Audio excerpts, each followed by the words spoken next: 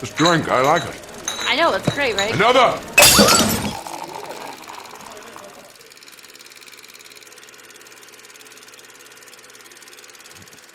What's going on, everybody? Welcome to another episode of Film on Tap, where we've got the tap that never runs out. Thank you for tuning in to a brand new episode. As always, I am joined by my wonderful co-hosts, Nancy and Andres.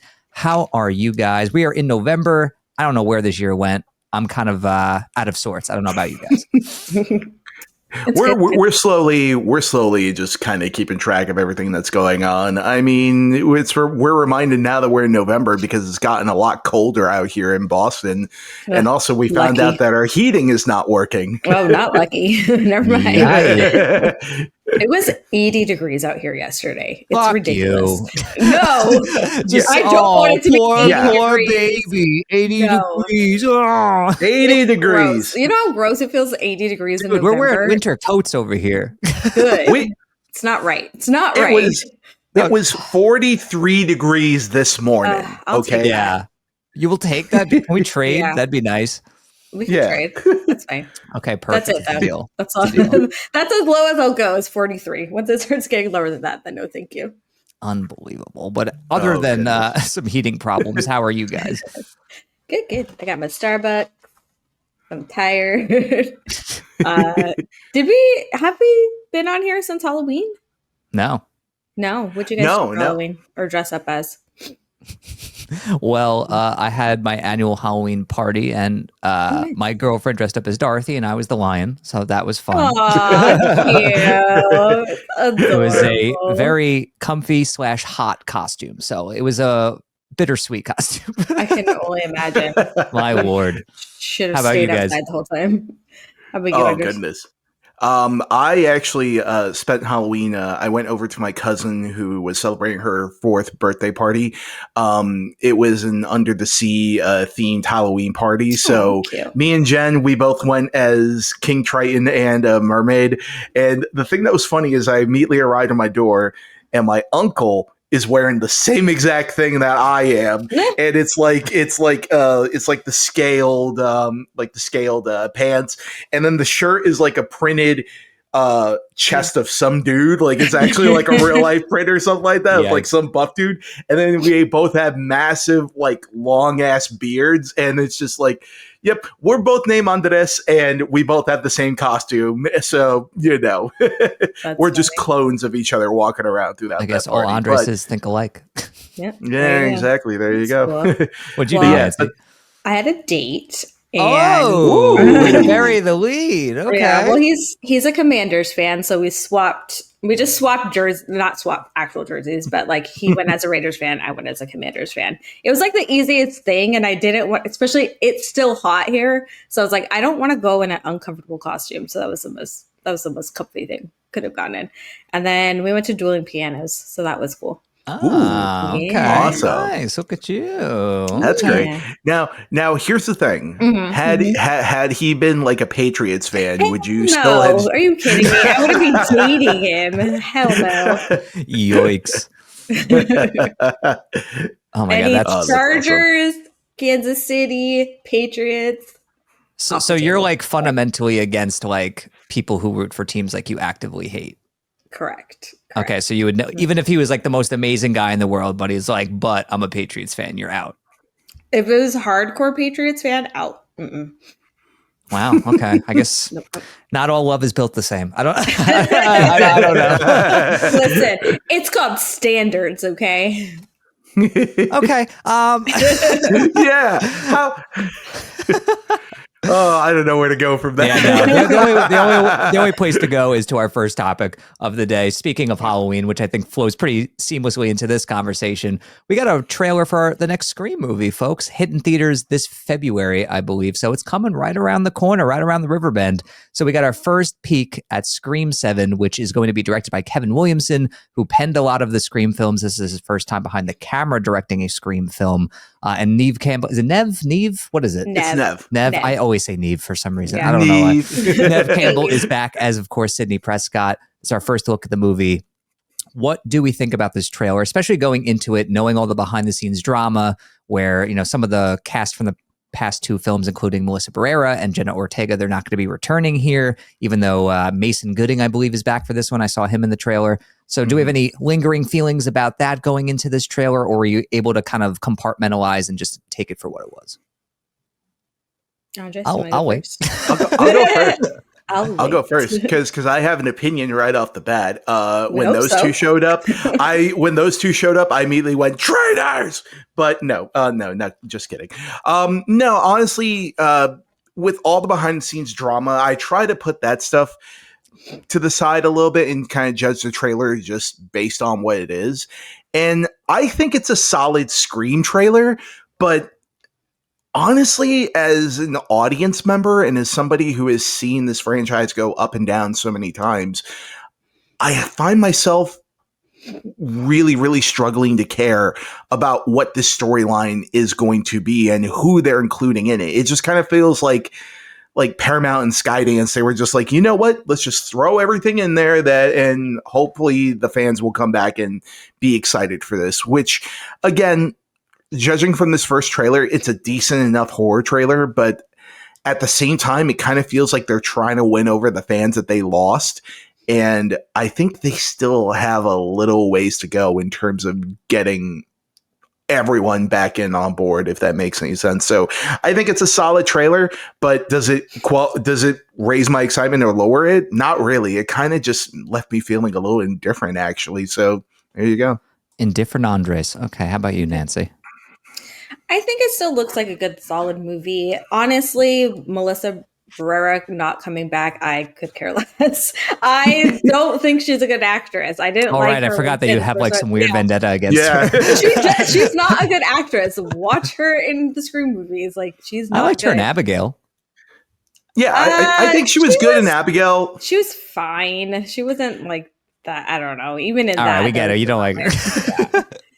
Six, I do agree with you that 6 she was a little rough, but 7 I thought. 5 she was a little rough. Yeah, 6 I thought she was a lot better. Yeah. I think Jenna Ortega though not coming back, that was the big one for me. I think Jenna Ortega was more of the star than Melissa Barrera was, even though she was not supposed to be the lead. So I was kind of bummed when she wasn't going to come back, and I wasn't sure how we were going to weave Neve Campbell back into this. Again, it looks like a solidly good movie. I just don't know if it looks like a good Scream movie. I do like that they're keeping up with I almost want to say updated murder in the sense that it's more gory, he's faster, he's stronger. Like, it looks like an actual, not like, high school kid running around. Yeah, there were some parts though where when she's like looking on the phone and like guiding her, like that stuff kind of came off cheesy to me, and it almost felt like they were trying to do or think of new ways for the murder to like be more scary and like incorporate more technology, and that part just wasn't working for me. I'm also really nervous that they're going to make Stu the killer. Just to get like some buzz or like some people like talking about the movie, and especially losing your 2 main actresses, I feel like that's something they would do to try and like shock people and get people into the theater. And as much as I love Stu as a character and Matthew Lillard as an actor, I think it's so unnecessary to like have him back. So I think it looks good, but I don't know how it's going to hold up with other Scream movies. Okay, so you guys feeling kind of. I feel like we're all feeling very reserved. I mean, I was more so bummed about Jenna Ortega not coming back. I mean, I understood why she decided to not come back either after what happened with Melissa Barrera and all that stuff. But like, I'm still happy that like, Mason Gooding, and is his sister in it? I don't know. Was she with him? Yeah, his sister. I think so. Yeah, I love it. It was a very quick in glimpse because I love them together. It's great, and he apparently seems to have like 15 lives. I don't know. It's kind of like just like a running joke at this point, which is kind of funny. But the new Dewey, I guess, yeah. But I do think that this is like a fun trailer. Like any Scream movie that comes out, I'm going to see it regardless because I love this franchise and I think it's just always entertaining. Obviously, varying degrees of success in terms of the sequels, but I think it looks fun. But I feel like I'm missing more of a Scream vibe. I feel like something is like slightly off. I don't know how to describe it. It feels like it's trying to be more of like an action film than like a cheeky horror film, if that makes sense. Or it might just be the way the trailer's cut and whatnot, what we see glimpses of. But I mean, it's great to see Neve Campbell back as Sydney Prescott. I mean, I love her as this character, and obviously fans are super excited to see her back. I like seeing her in like mother mode trying to protect her daughter. I love that moment where she's like, shoot him in the fucking head because he loves coming back. Like I just like all of her experience and trauma kind of informing how she protects her daughter. I think that's really cool. But speaking to Nancy's thing with Matthew Lillard, I think it's been heavily rumored. And like, if you even read the YouTube comment section, everyone's just like, apparently AI factors very heavily into this movie, or is rumored to, where the killer is using like voices from killers past to fuck with Sydney. So I think it might just be Matthew Lillard's voice being used by Ghostface. And where it's very rumored that it's the killer is going to be like Stu's sister using like all this stuff. So we'll see. We'll see what happens. But like, I actually prefer if it's just a voice thing. Like, if it, like, honestly, that's kind of a great way on commentating on the whole AI thing that's happening right now, staying with the times, while also not like bringing back a character that was like clearly killed, like in that first film. And we don't need him to be the killer. And like, if he ended up being the killer, it would just be the most anticlimactic reveal in Scream like history, because it would just be like, okay, yes, fans have like wanted this, but like we don't really want it. Like we want a surprising reveal. Like I want a surprising Ghostface. Like I think it's way more effective, the Ghostface using like voices from Sydney's past to mess with her. I think that's a really cool idea. So if that's the route they're going with, because you just hear his voice at the end of the trailer, like, so it could, and it did sound a little strange. It's not just because he's older now, but it did sound a little like altered. So like, I would think that's pretty cool. But I think on the whole, like, I'm going to see it. It looks fun. I do like the whole Airbnb opening. I'm sure that was probably the opening scene of the movie that we just saw a glimpse of. Yeah, that was cool. But like, I thought that was cool. I thought that was fun. Yeah. So like, I'm in. I'm just a little bit, apprehensive going into it, whether or not it's going to be fun or not. I am bummed though that Christopher Landon's not directing this one because he had to bow out. It sucks because I think he would have been a great choice to direct a Scream film. But Kevin Williamson, like, he knows this genre well. He knows this franchise well. I'm hoping that he can pull out a win here. So we'll see. Yeah. Do you think honestly, this is going to be the? Sorry. Do you think this is going to be the first? I'm going. Sorry. We genuinely can't go one episode without you guys like either being too polite or like just talking interrupting. I'm going. Side note, hold on, Nancy. Is your hair like red, or is it just the way the light's catching it? No, yeah, it's a red. It's actually purple, but now it's turned into red. I thought I was going crazy. I was like, maybe it's the lighting. Like you were talking, and I was like trying to process it, but I was like, is her hair red? I thought it was just my color blindness all over again, but there you go. All right. Confuse red and black together. There we go. I'm just glad I'm not going crazy. Okay. There you go. For the audio listeners, my hair is red. Yeah, her hair is red, and I am not crazy, at least in that regard. So there's that. And you apparently have ADHD. No, just kidding. Oh, well, I mean, that goes without saying.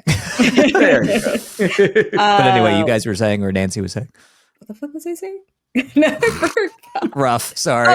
Oh. Do you think this is going to be the first movie where we only have a single killer? No.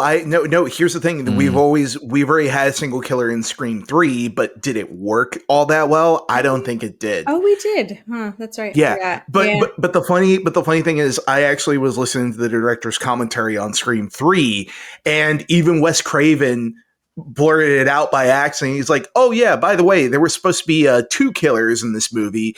And clearly when there's a moment where 2 Ghostface are literally chasing Sydney at the same time, and it's physically impossible for one to be in one place while the other is doing this. And then he was just like, yeah, we were supposed to have 2 killers, and then we cut out the second one in the middle of post, and we just focused on what's his name? Is it Raymond? Oh my God, I forget who's Sydney's. Roman. Yeah, Roman. Yeah, Roman. I hated Roman as a Ghostface. I also hated the motivation where he's like, "Oh, I'm the director. I directed Billy and Stu into their first murder. Fuck you." Anyways, hashtag not bitter. Back to present day. So yes, okay. 2 killers. Great.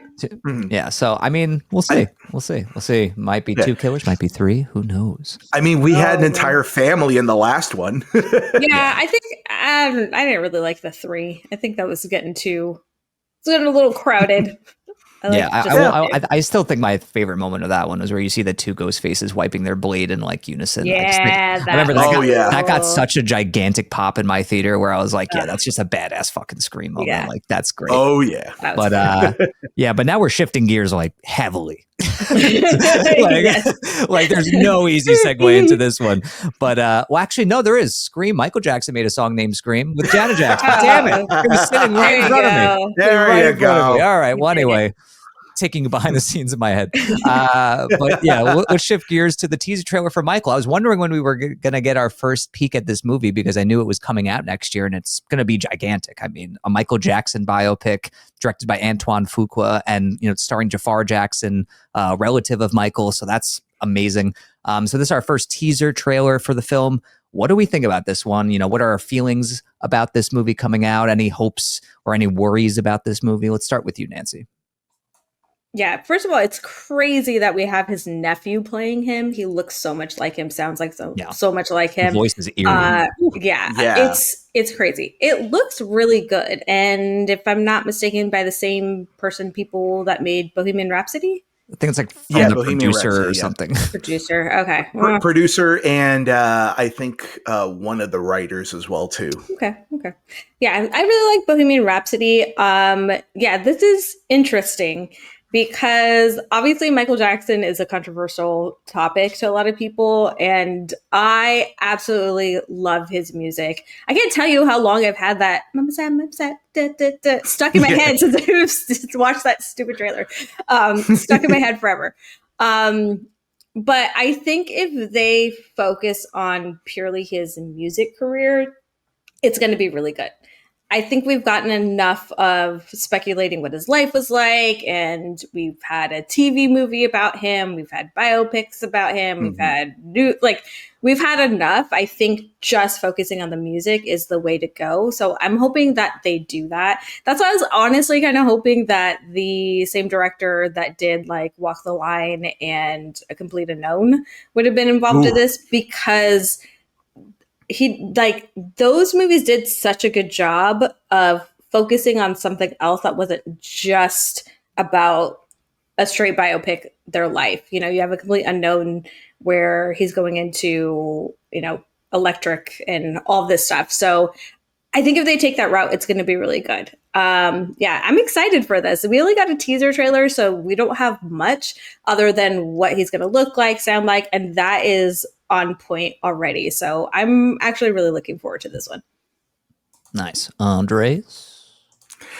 I think the teaser trailer so far for this looks like it's going to be focusing way more on the music. And from everything I've gathered about the production of this one in particular, I mean, I don't know how much you guys know about the troubled production of this movie. It is a tangled web, to say the least, but it is one of those things where everything that we're seeing in the teaser trailer so far looks great. I think, what's his name who plays Michael Jackson? Jafar Jackson. Jafar Jackson. Yeah, I think Jafar. I was like, what a name. If he can't do it, great. No, I'm kidding. But Jafar Jackson looks really great as Michael, and I'm buying everything of his physicality in the performance. It's so painfully obvious that they are related in some way, shape, or form. But yeah, I mean, in terms of giving us a biopic like that, I think where they're going to end up going with it is a good start for a first movie, at least, because I'm not sure if you guys... Is this two parts? It was supposed to be a two-parter, but the thing that ended up happening was the entire movie was centered, or they were using the framing device of Michael Jackson retelling his story in the middle of a deposition during the cases in 1990. But the problem was they shot this entire movie. They shot a near 4-hour version of this movie that was meant to be split into two parts. And then what ended up happening was the Jackson estate had overlooked one clause in the contract of one of the kids that the deposition was about, and it specifically stated that if this was to be played, if this scenario was to be in a film in some way, shape, or form, they're not allowed to reference it. They're not allowed to even mention it in any way, shape, or form. So then they basically went, oh, we have 2 hours of footage that we just can't use. And so we're chucking that, and we're going to reframe the entire movie to be about his rise all the way up to the 80s to be the king of pop. And then they're cutting it out right there. And then the hope is that they're going to take some of that footage that we would see in the second part, and they would maybe make a sequel from that.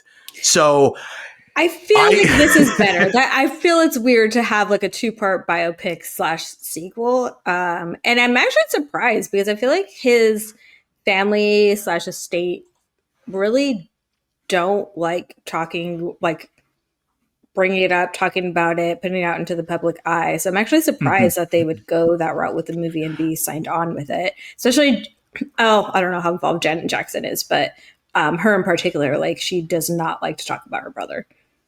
Well, the thing that I have a feeling that the movie was going to not ignore it, but sort of bring another side to it, if that makes sense, because there's been plenty of biopics, and some of the best biopics, I feel like something like Ray or something like even Rocket Man, the one thing that they don't do is they don't shun away from the controversy, and they go, you know what, this was a part of that guy's life, and it's horrible, it was terrible, but at the same time, you got to have the good moments and you got to have the bad moments in their life. And that sort of, that is what I feel would have probably have been the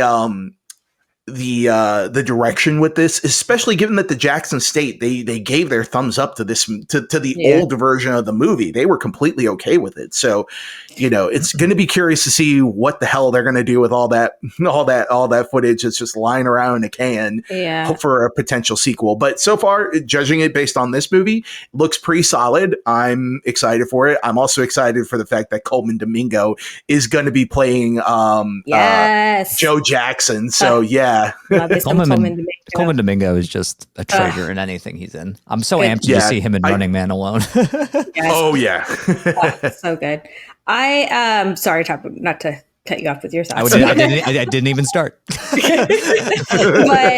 I feel like that makes me want to watch it more. I feel like if they had gone the other route, because the family's involved, it would have been presented in a certain way, or like, from their perspective. And I feel like with other biopics, yes, there's controversy in it, but it's more like they did drugs, like they got arrested. Like, this is such a touchy topic. I feel like let's just maybe not and just focus on the music. Let's just leave it there. That's my thoughts. Yeah. I mean, I feel like I don't want a biopic that's like just glossy, that's just like candy, you know what I mean? Like where it's just like, okay, we have the music of Michael Jackson and the allure of, his career and all of his iconic performances and music videos and all that stuff. And like, they're doing a good job with a teaser to like remind you of just like how iconic he is as an artist and all of his work and whatnot to get you excited about the movie, which absolutely works. But my fear is that like, it's not going to tackle anything like heavy. Like it's going to try to maybe sidestep some of the darker elements of his career, because like his, he wasn't like, his career wasn't exactly a perfect, picture perfect thing. Like there were dark times, there were a lot of controversies. So I'm just very curious to see how they handle all of that, if they're going to touch on it at all.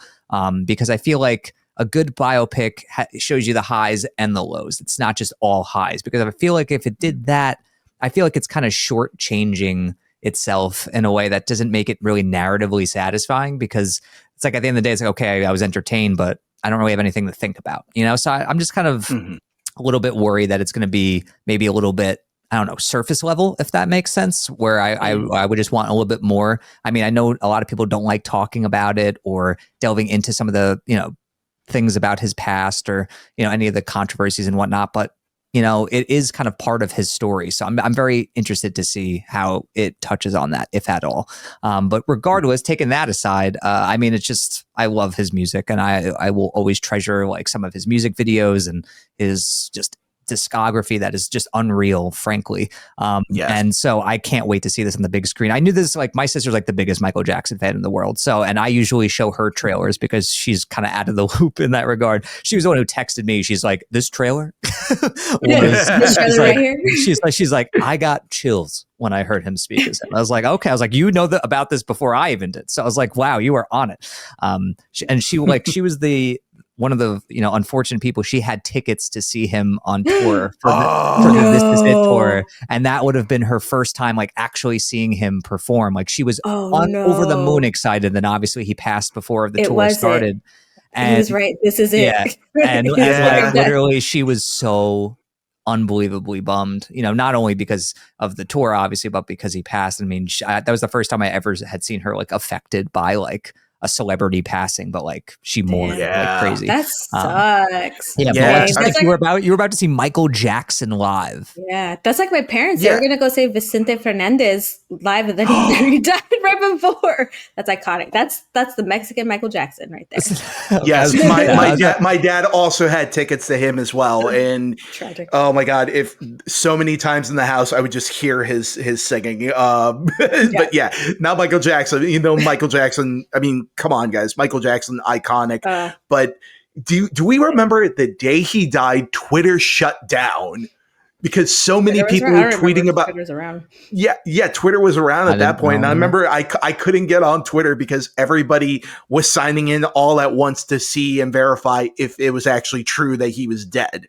I mean, like, I remember Michael my phone Jackson blowing shut up. off. Like, yeah, I remember my phone blowing up. Like, everyone was talking about it. But because I feel like we're not going to get another musician icon like that in our lifetimes. Like, it's crazy how iconic he was. The fact and so that many people compare him to Taylor Swift makes me how dare you? They're like, they like say like, oh, she's the next Michael Jackson. I'm like, dude, no. I'm like, no. Dude, no. If anyone thinks that, don't even come into the comments because sorry, that's just not true. I don't think anyone will No. ever be able to touch the kind of icon Michael Jackson was. It's the fact that he was like from a child and with his brothers, and then, you know, did his own thing up into adulthood. Like, he was working his whole life and just so many iconic songs. And I did you guys watch when they did the reunion tour or the reunion show with him and his brothers? Oh my gosh. Oh yeah. Find it on YouTube. It's so good. That was another like milestone thing that happened. So good. And the last show of that reunion tour was on 9/11. Was it really? Oh, I didn't know. Fun fact, crank it out at parties. Jesus. Please. Yeah, and that music video that he did with his sister Janet Jackson, was that Scream? Yeah, I think it was. Yeah. Mm-hmm. That was, that's such a good video. And if you look on YouTube, she actually does that song. I forgot I think it's in some award show, but at one point they have her, because they do a choreographed dance together. So they have her and they have Michael on the back screen, and they're like doing the dance that they did in the video together as she's like live performing. It's so good. Go find it on YouTube. It's great. That's pretty sweet. Fun fact, the Thriller music video scarred me as a child, so. Did we have to do a single shot for that? Yeah. Why'd you, what the fuck was that? Let's zoom in on this trauma real quick. Jeez. I did it for emphasis. That was dirty, dude. That was dirty. But yeah, I remember my sister, she's like, you got to see this video. It's amazing. And I was like, okay. And I was like, I don't even remember how old I was. I was super young. And I remember as soon as he transformed into the wolf, I was like, I am out. And I remember I just had that image seared into my mind, and I was genuinely terrified for like 3 to 4 months where I could not sleep because I thought like this wolf was going to be in my fucking room. So that's how you know it's good makeup. It was makeup done by Rick Baker, who had just won the Oscar for American Werewolf in London. So of course it's going to be fucking fantastic. I genuinely think it's still the best music video ever made. So. Oh, 100%. easily. I mean, nothing even comes close. I mean, even to the point now, whenever you go to a Halloween party, it's going to be weird if you don't hear Thriller not once at a Halloween party. Like it's become that much of a staple. And even, here's the other thing too. I went to go see Thriller in IMAX over, like, I think it was on its 20th or 30th anniversary or something like that. But it was a couple of years ago. And they even went as far as to like literally screen this every 10 minutes in IMAX for almost, I think, a week leading up to Halloween. So, That's cool. you know, that's something that I don't think you can do with any other music video if it wasn't Michael Jackson. Yeah. That's really cool. Mm-hmm. But anyway, we're looking forward to the movie. So Yeah. All right. All right. Let's call it a day. But now we're going to move on to our main event, folks. We're going to be talking about Guillermo del Toro's Frankenstein, folks. It's finally on Netflix now. It was in theaters for a little bit. I think it's still in some theaters, which is pretty cool, like that it's actually having some staying power in theaters. But this is his version, of course, of the iconic story of Mary Shelley's story that stars Jacob Elordi as Frankenstein's monster and Oscar Isaac as Victor Frankenstein. So we're going to be talking spoilers here. So if you haven't seen the movie, you might want to steer clear of the rest of this episode and come on back once you have seen it. Or if you don't care about spoilers, just say fuck it, keep listening or watching. And so we're going to be talking in depth about this one. So we're going to talk about our general thoughts first, then we'll dive into some spoiler stuff to really give you a sense of what we thought about this movie. So we'll start with you, Andres. What were your expectations going into this one? What are your general thoughts? Hit us with. Well, my expectations were were sky high for this movie. I mean, Guillermo del Toro is probably my favorite living director currently today. Just the sense of style and the sense of soul that he has in his movies is very. I don't think a lot of directors still have that touch, even so late on in their career. And every single frame of his movies, be it Pacific Rim or be it freaking just Mimic or anything like that from back in the old days, it feels like there's such care and such thought put into every single aspect of his productions that it is an event to go see any one of his movies in theaters or to even witness any movie, especially on Netflix or anything like that. So, and the fact that he was going to be tackling Frankenstein, and I've spoken to him personally over at a restaurant, and it was one of those things where I I don't think I've ever mentioned this. Yeah, you've never mentioned this once. My Pan's Labyrinth poster is signed by him. Dude, what the Did you fuck? tell us this? Did we forget? Yeah. You probably did. He's burying the Del Toro lead. I know. No. You don't get to zoom out. How this works. No. But it was a random thing that ended up happening when I was working over in Burbank. I had went into this Cuban restaurant called Mambo's. It was dead except for maybe one or two people in the restaurant. And then literally I just noticed, oh, that's Guillermo del Toro sitting over at the bar. And then like I just kind of sat around waiting for my food to come in. And then all of a sudden he just sees me. And I just wave at him and he's like, come on, don't be a stranger. What's your name? And I was like, whoa, wow. Like, nice. Wait, question. Did you talk to him in English or Spanish? I need to set the movie. Spanish. Okay. Okay. I was like, I need to set the scene in my brain. Love it. Okay. Go. Yeah. Full on Spanish. And then, we just like, the thing is he comes off as like one of the most unassuming people. He's just like, you know what? He's just there to chat. He's very big into just interacting with people, which is a very different thing than normal directors do. But he was really nice. And, we had spoken for about 5 minutes while the food was coming in. And then the second that I was about to leave, I actually remembered that my buddy Steve had got me this Mondo poster for Pan's Labyrinth. And I just happened to have this sitting in my car. And I went, is there any way I can get you to sign my Pan's Labyrinth poster? I just got this from Mondo. And he's like, yeah, bring it in. So I brought it in. We laid this poster out and like with a pencil that one of the employees gave us, he signed it. And then there you go. But then the funny thing is later on, I had actually run into him over at a screening of Nightmare Alley like 2 years ago or so. And he had recognized me. And then we had kept talking about, oh, you still go to Mambo's in Burbank? And I'm like, yeah. And all this other stuff. Aww. So like, yeah, no, he's nice. Very, very personal. Man, I love him. Yeah. but that's but aside from that, I remember in that conversation in particular, just asking him if there's a dream project apart from The Hobbit, because I had brought up the fact that I would have loved to have seen his version of The Hobbit. And then he had mentioned Frankenstein is the one that he wishes he could have made. And this was back in 2017 or 2018. So knowing that this was in the back burner for him for so long, and this was his dream project, it had me super excited. And the fact that no other studio was willing to touch this apart from Netflix, it's one of those things where, like, sometimes I'm just like, man, sometimes the studios just got to take a risk and they just got to roll the dice on it. But so I was very heavily anticipating this, and having seen the final film and also being a huge fan of Mary Shelley's novel as well too, because I read that back in college and I thought it was incredible, and it was way different than any of the previous adaptations that had come out. But having seen what I've seen, this movie, holy shit, did it deliver for me. I mean, in terms of just the set design, the production value of everything, the scale, but more importantly, more than anything else, the heart and the soul of this movie all rests on Jacob Elordi, who is incredible in this movie. And also freaking Oscar Isaac is incredible as Victor, giving us this really complex look at this character that we've never really seen in any of the other previous adaptations. I mean, I know people really like the Kenneth Branagh version, but I think that one just felt more like a vanity project more than an actual, like, let's adapt the story and modernize it in the best way we can. But yeah, so overall, I was really blown away by this movie, and I had the pleasure of seeing it on the big screen as well about 2 weeks ago. And this was the first time that I came out of a movie and I was like, man, I was looking at my letterbox and it was going back and forth between number 1 and number 2 with Superman. That's how much I loved this movie.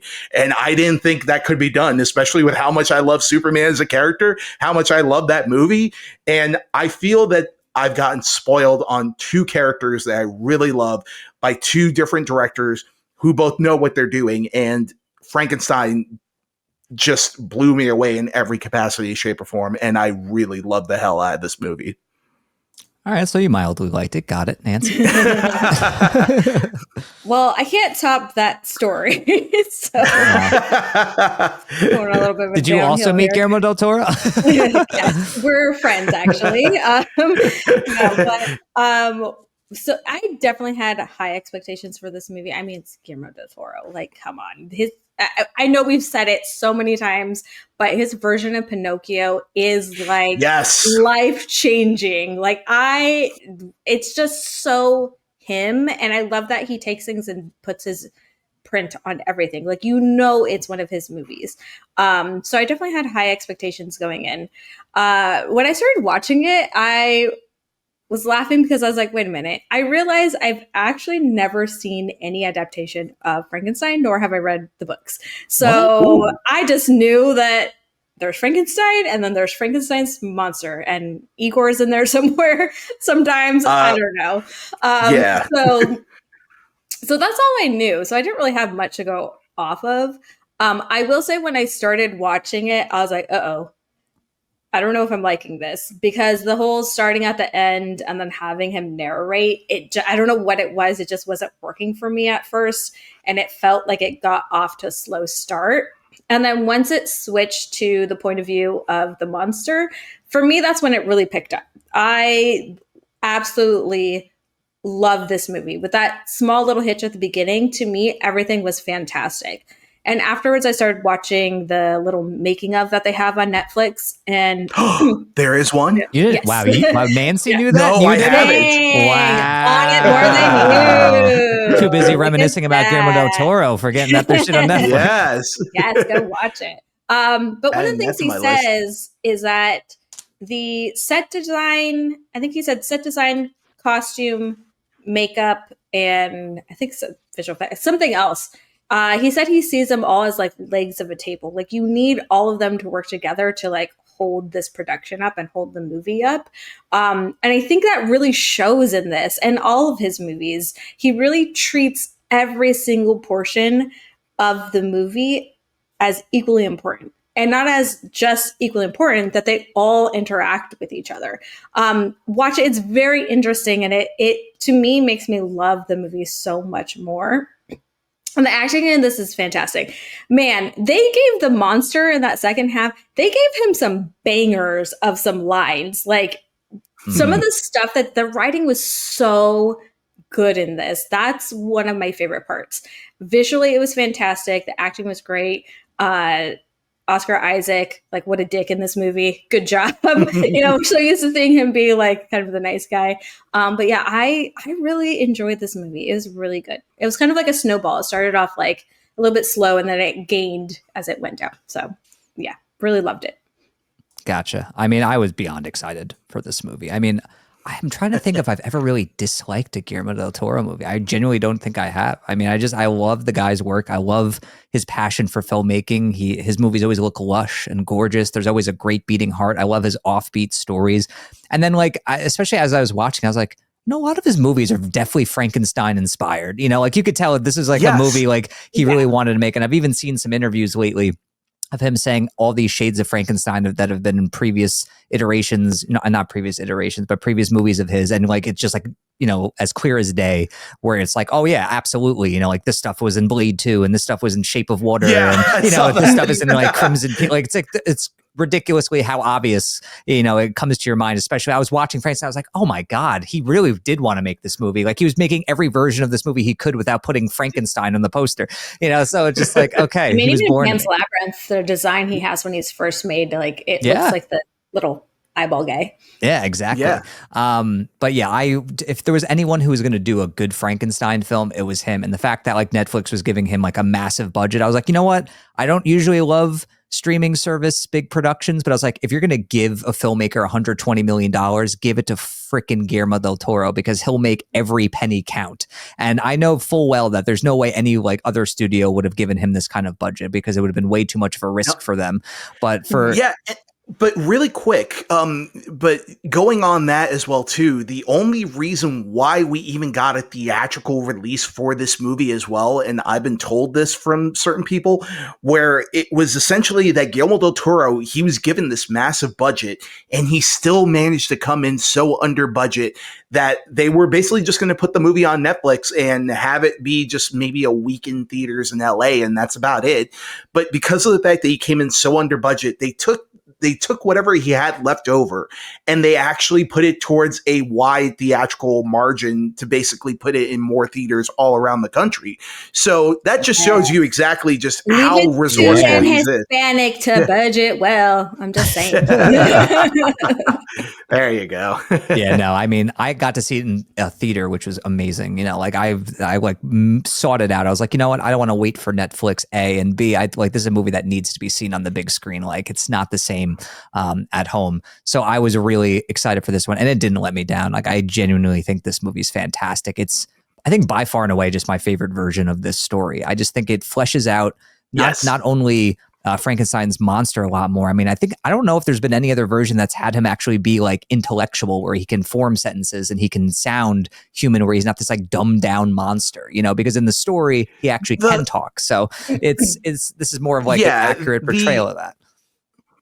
Yeah, I will say the De Niro one came closer to that, but even still, you didn't feel that he was as vocal as he was in this one. You didn't feel that he did have the heart and soul of the creator in this version. I mean, more in this version than any other ones. Yeah, I mean, but not only that, but like I feel like this one fleshes out Victor so much more than any other adaptation that I've seen, where I'm like, yes, this is finally what I wanted. It's like, how did this man get to this point where he wanted to create this monster? Like what informed that? Like what led to that? And you see his childhood and how difficult that was, the trauma that he encountered, and just kind of like how he was treated, and how that just kind of led him to be this man who wanted to do a certain, like it fleshed him out so well, where I was like, I kind of like, I understand his point of view. Obviously, I don't really support what he does in this movie, obviously, but it's like you actually get it more so than you have in any other adaptation. And Isaac is so good. I mean, look, Jacob Elordi's phenomenal in the movie. There's no denying that.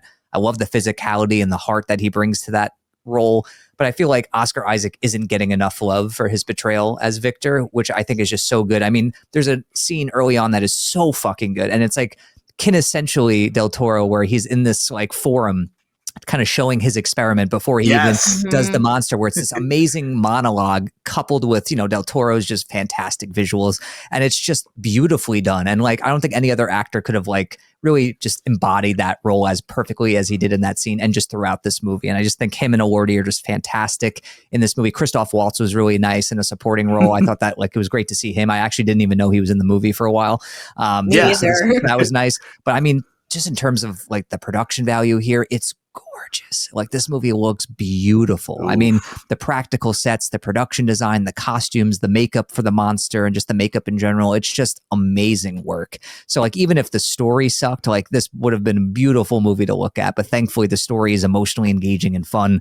And I don't think I've ever seen Frankenstein's monster look as brutal and as much as, an intimidating force as he is in this film, especially with that opening scene, which is just insane. And so it was great to see that. But ultimately, this is like a story of forgiveness. And I like the fact that the film centers on that. It focuses on that. Especially, I was a little bit like worried. I was like, are they going to stick this landing? Am I going to feel that, cathartic moment at the end, when Victor and the Frankenstein have like their final confrontation and like they crushed it. Like I was like, this is what I want from a Frankenstein story. It's a tragic story of forgiveness ultimately.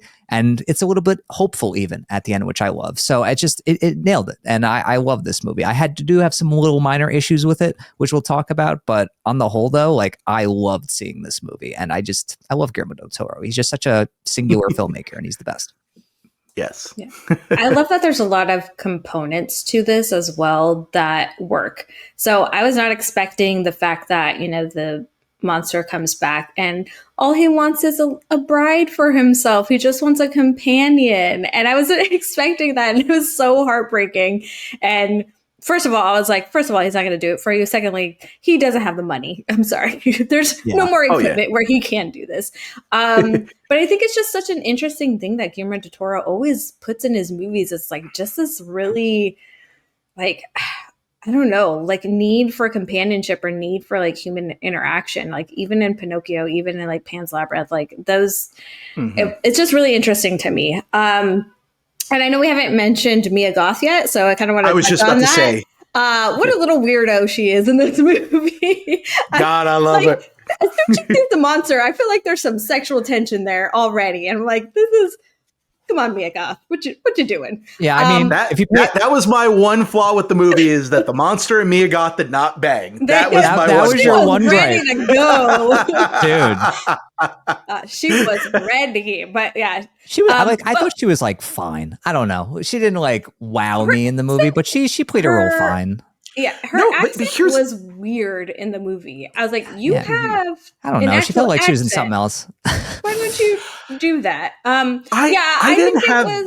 I've never really been sold on Mia Goth all that much. Oh, okay. You got to go watch Pearl. But I think she is a really good actress. She did feel slightly off in this. The dinner table scene, like I said, she has a real like British accent, and for some reason her accent felt off in this and just her delivery. But I think overall she did well for the character. What I loved though in that scene when he's asking for a companion and then Victor accidentally shoots her is that her wedding dress is very Frankenstein's bride-esque. If you look at her arms, yeah, that was like intentional. Wrapped. Yeah, that was really cool. It definitely was intentional, but I love that we kind of got Frankenstein's bride without like overly putting it in. It's kind of like Robin and like the Batman, where it's like we all know Joseph Gordon-Levitt was Robin, but like he wasn't really Robin, So it's kind of like that, and I think that was such a cool detail to put into the movie. Yeah, no, like I'm telling you, he always does these meticulous things with like the sets and especially the costumes to like kind of like hint at certain things or be homages to certain things. So like it was very clear that she was the bride of Frankenstein just without being dead and whatnot. So I thought like that was a kind of cool way of doing your own take on it. I thought that was really unique. Yeah. Yeah, and also even going on to the uniqueness that he brought to the movie as well too. Having read the novel, it does deviate quite a bit in terms of the third act, and also it does deviate from what ends up happening to the monster and what he does with that family in particular. Like in the actual novel, he actually accidentally, I think, kills the boy. And there was so many different factors into that. And I was just like, I don't know if I would necessarily buy that version of this, but I loved how they managed to change it, that he was nice to the old man.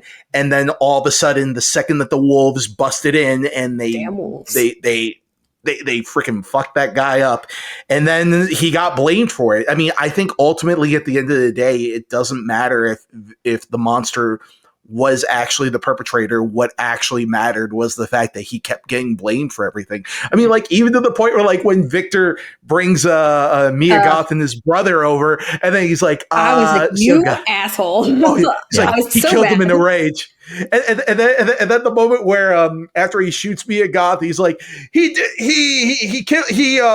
not Mia Goth, but his brother, and then he's like, he went on a rage and killed my brother. And like, there was a moment in the theater where I was like, oh, come on, like the Jim Carrey moment where he's like, oh, come on, stop blaming him. You learned nothing.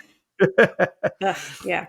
No, I will say I think there was one line in that scene that I was like, oh, fuck yeah. Like the writing was so good. I think it was like, I'm probably paraphrasing. It's definitely not like pinpoint accurate, but like it was something along the lines like, if you can't, grant me love, I will indulge in rage. And I was like, hell yeah. I was like, hell yeah. Okay. My boy's learning words, baby. Yes. Oh, yeah. Poetry. He's spitting. Yeah, he's spitting bars right now, boy. Yeah.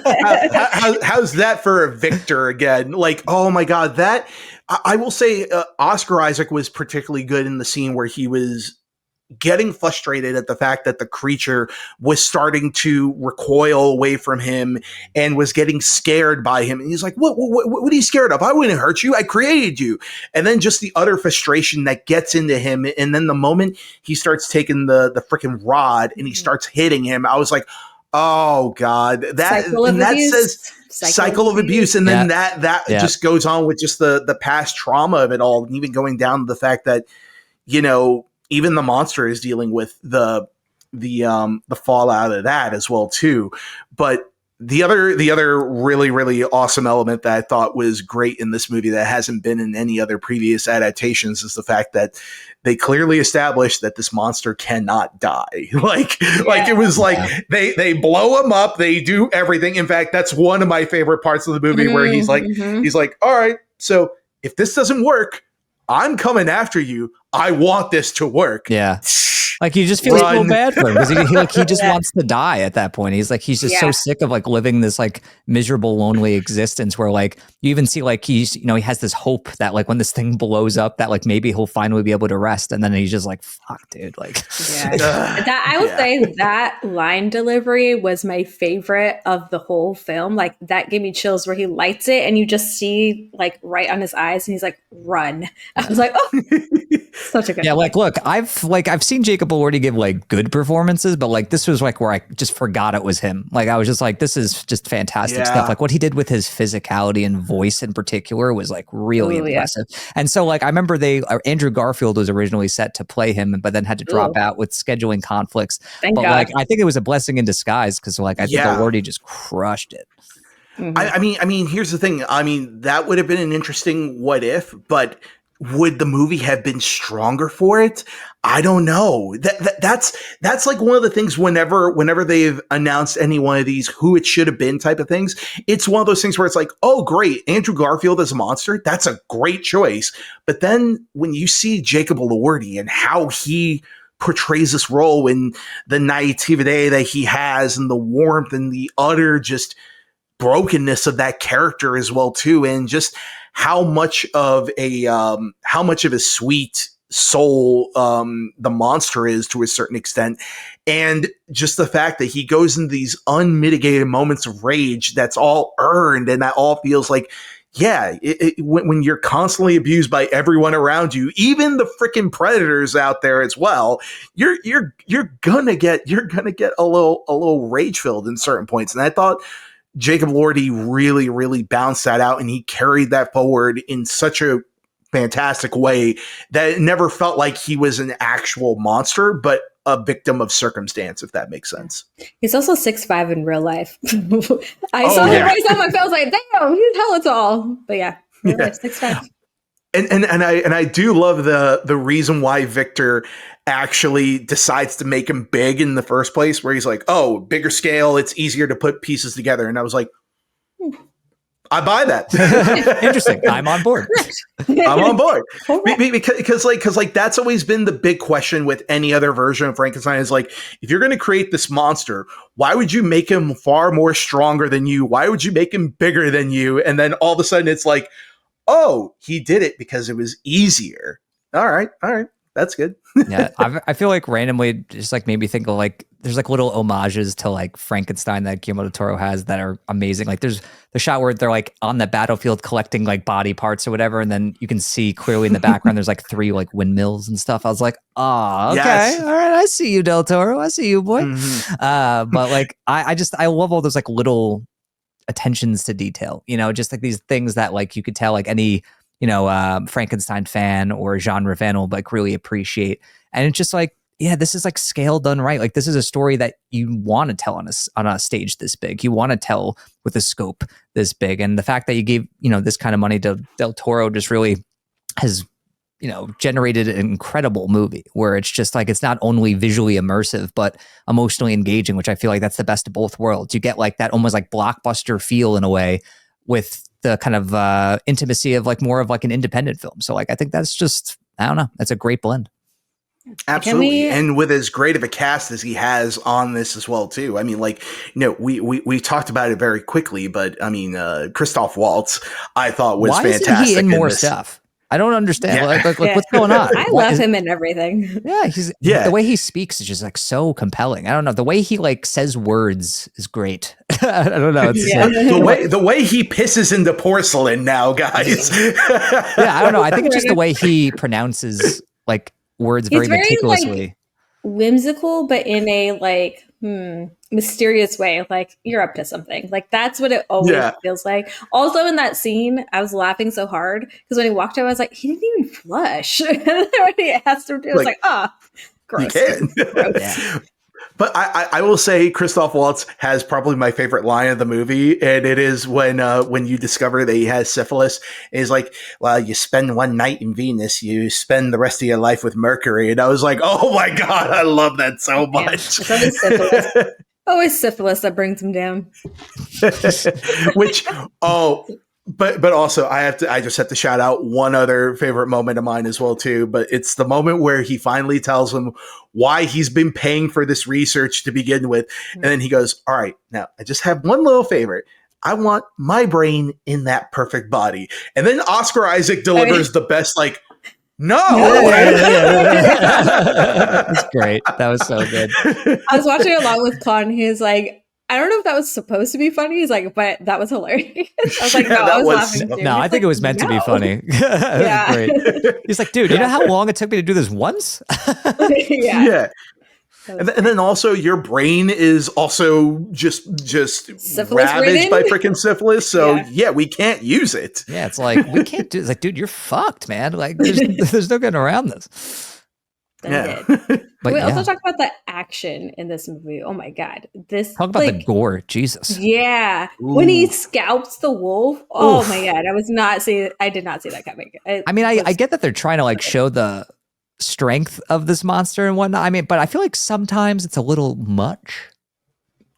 Well, a little. I thought it was a little much in the sense that you have to get what sort of a threat this thing is. Yeah, I mean, I get the intention. Like I said, it's just like skinning a wolf. I was like, Jesus. I was like, he takes the guy's jaw too and just like rips it off. Or even like when you see how Victor loses his leg. Oof. Oh yeah, that was rough. Oh man. I thought it was going to be like the monster taking the leg. I didn't think it was just going to be from an explosion. I was like, oh, dude got fucking ravished. Yeah. Same. Talk about karma. Fuck. Oh yeah. That's what he gets. Yeah, but I agree. I think it is to, show what a threat he is. And there were some very the leg thing, ripping the guy's jaw off. Like there were a lot of. I didn't see it coming because it's pretty mild up until then, and I was like, holy crap, this is crazy. But I think they did a good job of balancing it out, and making sure we saw how how strong he can actually be. And I don't know if I'm just imagining it, but it feels like he got stronger as the movie went on. Like as he got more intelligent, it seemed like he's got a great workout routine. Great workout. I want to get on that Frankenstein workout routine. He lived on the farm. Yeah, turn that Frankenstein into a Frankenfine. You know what I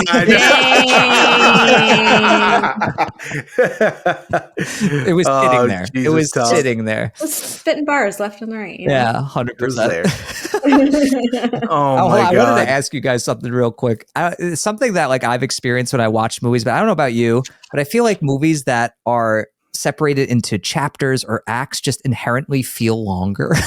Yeah. I feel like when we got to the point where it's like, my master has told his tale, now I will tell mine. And then act 2 flashes on the screen. I was like, oh shit. It was like, we're just getting to act 2 now. I was like, oh man. I was like, hour and a half. Yeah, but I don't know. I was curious if you guys feel like that when you see movies that are separated like that, or if it's just me. Oh, definitely. And I think that's what I said in the beginning was that I feel like it's hard because all of it was pertinent, but to me, it just, especially in the beginning, it did make it feel like it was a very slow start and pretty long. Now, granted, I was also at home, so I could take a little dinner break in between. So I got to pause it. So obviously it's different in the theater, but yeah, even then it felt a little bit long dividing it up that way. And you had a prelude too, even before that. I mean, I will say one of the highlights, because we saw it at the theater, I guess that's like catnip for middle-aged to elderly people. So I was literally sitting next to this this old woman, and I guess she had no idea how violent this movie was going to be. Oh. So literally the opening scene alone, where he's just fucking ravaging people. I remember the first time she he punts someone across the screen. She's like, oh dear. Oh dear. Or then when Victor loses his leg, she's like, Jesus. It's amazing. I was actually thinking that if my parents were going to watch this because it is on Netflix, and I was like, oh, my mom would hate all this goriness and the rats. She absolutely hates rats. And so there's a lot in here. I was like, oh, she's going to hate these scenes, but maybe the whole movie. Yeah. Not quite for the, older crowd, I think. Yeah. I mean, honestly, I would say really the only little issues I have with the movie, or I would say the pacing can definitely feel slow here and there. It's a long movie. This is a movie that's almost 3 hours long. And I do feel some of the supporting characters I feel are a little bit shortchanged, where they're not really fleshed out all that much. I mean, I get it. You want to try to focus on that central duo, but I just felt some of those other characters could have had more meat to the bone there. You have good performers, you want to give them some solid material, but other than that, pretty fucking great movie.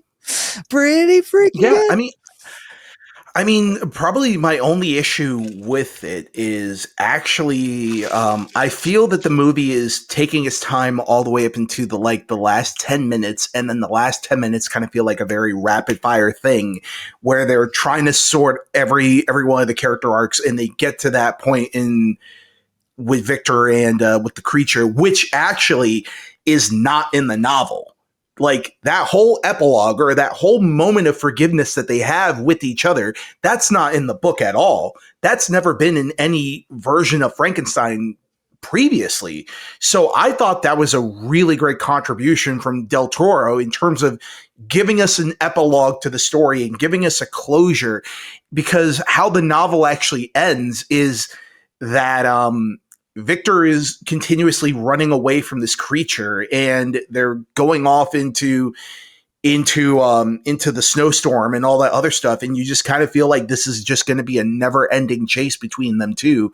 And Del Toro, what he really did with this finale is he gave them a proper send off, and he gave a closure to the story that didn't feel cheap, and it didn't feel like, why did we add this epilogue to it? It felt like exactly where the story should have ended.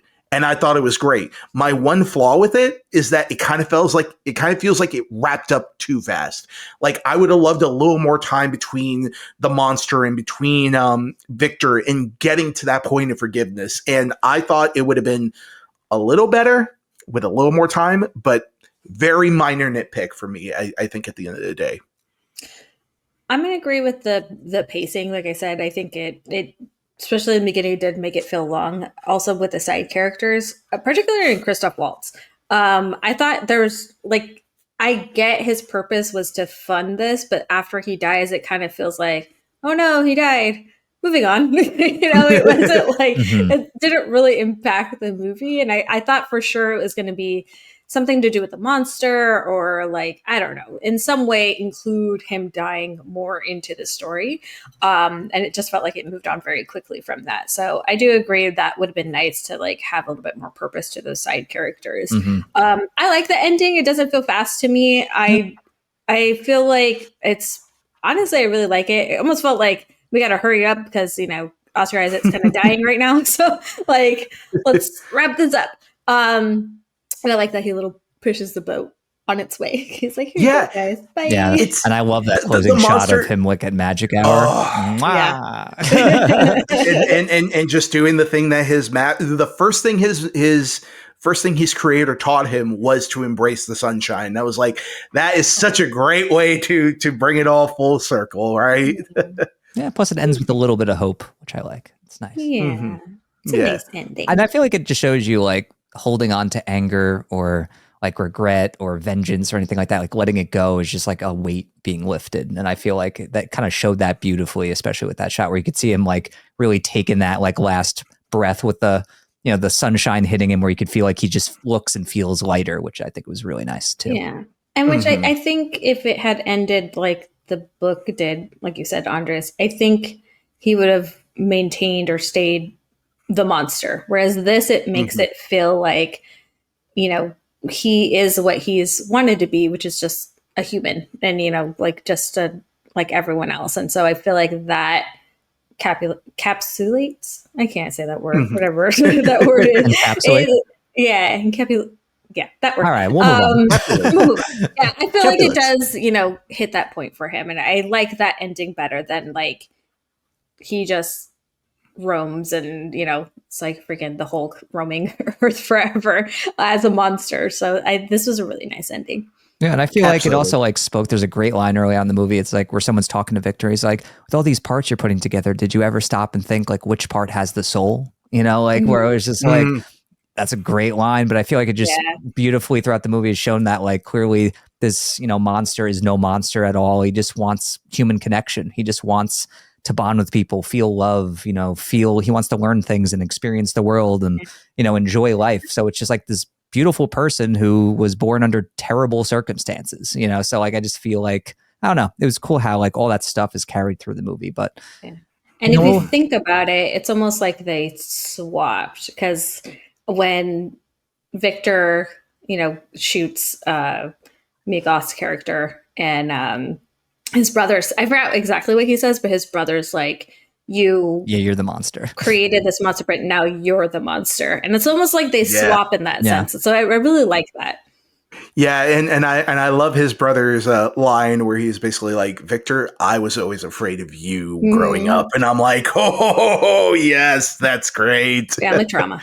Yeah, it's real. It's real. But anyways, what do you think you guys would give this out of 5 pints? What are we feeling here?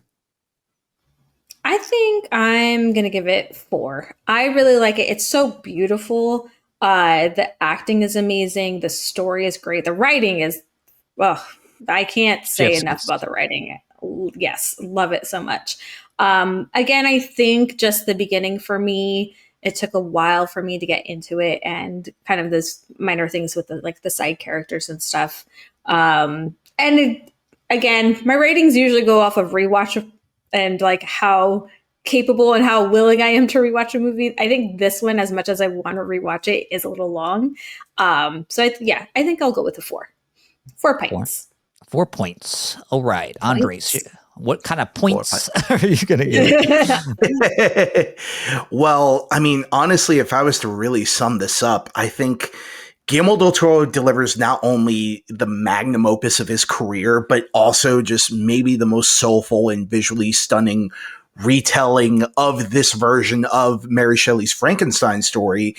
And easily it stands out as not only one of the year's best movies, but probably one of the best things that Guillermo del Toro has ever done in his career. So absolutely, for me, this was easily a 4.5 coming out of that theater. And it is currently my number 2 movie of the year right now. So I really, really, really love this movie in every capacity. I've rewatched it.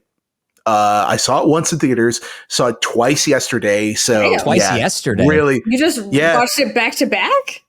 No, I watched it once in the morning, and then I watched it once in the evening. Wow, good for you. All right, Ooh, okay. It's a marathon. I have seen it once,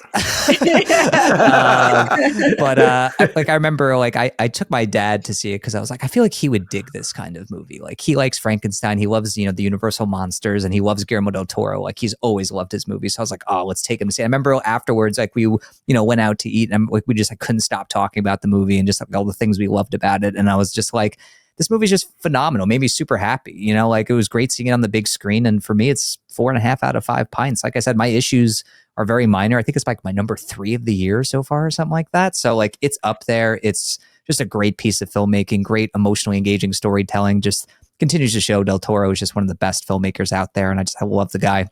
And I love the way he makes movies, and his attention to detail. It's just off the charts. So yeah, 4.5 out of 5 pints for me. But before we wrap things up here, we got to let the people know where they can find you guys. So Andres, where can people find you on the interwebs? You can find me on Twitter and Instagram as Galagos. You can also find me on Letterboxd as Galagos. You can also find me editing for our mutual friend, David Jindoyan's, what are names? Cinema. You can find me editing Cinemojis, which with the recent announcement that he's finally going to go off and migrate all his videos over to his own channel. That's going to be great. And we're hoping to get more details on that really soon. But you can find those matches coming out in very small succession later on. But also you can find me on the Higher Voltage YouTube channel as well, too, where I do retrospectives every now and again. But also you can also find me editing for Tom's channel, or one of his many places you can find him. He's like, what? Sorry, pardon? I think what you meant to say is you continue to make videos for the site that I write for. Exactly. There we go. Because I was like, what videos of mine are you editing, dude? No. You're just secretly editing them. He's just downloading my videos. He's like, here, upload this instead. Here's the Snyder cut of all your videos. But yeah, no, but I've been editing for Film Speak for about a month and a half so far. So you can find me editing some stuff for them. I just put out a Blade retrospective as well too for them, and edited a Blade retrospective, just to be clear. And it turned out really well. So go check that out. And also, I think I'm going to be editing Predator Badlands for them very soon. So that's going to be on there probably next week. Cool. Love it. Nice. Nancy? I feel like whenever Andres gives his stuff, it's like a scroll. Yeah, pretty much. You can find me here. Are the places you can find me and the projects I'm in the midst of. Whereas for me, you can just find me at Twitter and Instagram at PL_Band-Aid. And that's about it. Over on Cinemojis every once in a while. And of course, here up in the comments. That's all. There you go. And then if you guys want to follow me, you can find me on Facebook and YouTube. Actually, hold on. The things have changed a little bit. So you can find me on Twitter and Instagram at Tom Chattelbash. Find me on TikTok at Chattelbash Reviews. You can find me just as Tom Chattelbash on YouTube, fresh channel over there, which I'm really excited about, that I've just been really into, kind of creating something from the ground up over there, which has been really fun. So check me out over there. And then if you want to follow me on Letterboxd at @Chattelbash, if that's your thing. And thanks for tuning into a brand new episode of the show, guys. Whether you listened to it or you watched it, we appreciate it. Let us know in the comments what you think of the 2 trailers we talked about. And of course, what you thought about Frankenstein. Let us know in the comments. We'll love to read those comments. And thanks for tuning in to another episode of Film on Tap, where we've got the tap that never runs out. Take care, guys. Bye. Victor!